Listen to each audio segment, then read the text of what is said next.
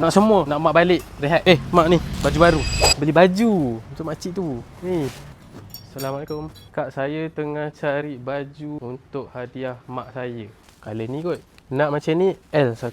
Sebenarnya tak tahu makcik tu pakai size apa. Nak borong dia punya kepek kek sangat. So aku belikan dia hadiah. Kejap lagi aku nak panggil dia mak. Sebab aku dah lama tak panggil mak. 100. Dah. Okay, masih. Baju kurung baru. Cik. Nak. Cuba makcik totalkan semua. Makcik tambah berapa ya semua. Saya panggil mak boleh? Saya dah lama tak ada mak.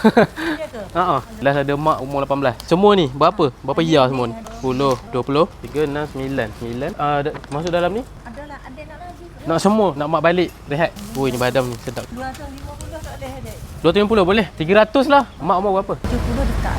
Semua 250, 300 lah buat duit mak makan. Adik belajar lagi dek. Belajar lagi. Saya degree kat UiTM Shah Alam depan. Mak doakanlah saya. Saya pun dah lama tak ada mak nak doakan. Tak apa, saya doa. Amin. Saya doa. Amin. Ni dah 300. Terima kasih banyak. Mak ni baju baru. Oh, sedekah baju baru tadi. Baru beli kat sana tadi. Ni nanti semua makcik sedekah lah, orang lalu-lalang cakap je free.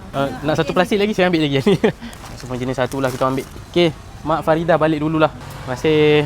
So selesai lah aku punya belanja hari ni. Full profit jap. Syarat tu Golden Boy Effects orang tengok. Kau tekan link kat bio tu. Set tak running tu. Kau tengok yang checkbox sampai 100 tu. Kau bacalah satu-satu feedback yang diorang send tu. Dulu waktu mak aku ada, aku tak ada duit. So bila dah ada duit, mak aku pula dah tak ada. Macam-macam macam tu lah yang mengubati rindu aku untuk aku spend duit aku apa semua. Tadi cadangnya aku nak beli emas, tapi emas yang aku nak tak ada. Kalau aku belanja baju je lah. Kalau tak mak baru aku tu, aku belanja emas seronok dia. Mei ni aku nak anak-anak yang berjasa dekat ibu bapa dia, yang boleh cari duit sendiri, yang tak menyusahkan mak bapak. Kau tekan link kat bio aku. Bulan Mei live trade, extra setup, education aku nak ajar korang. Aku dah pakai macam YB, start kita nak tolong ramai orang lagi. Aku tak minta undi lah, tu je lah. Tolong suka-suka. Bruce Wayne.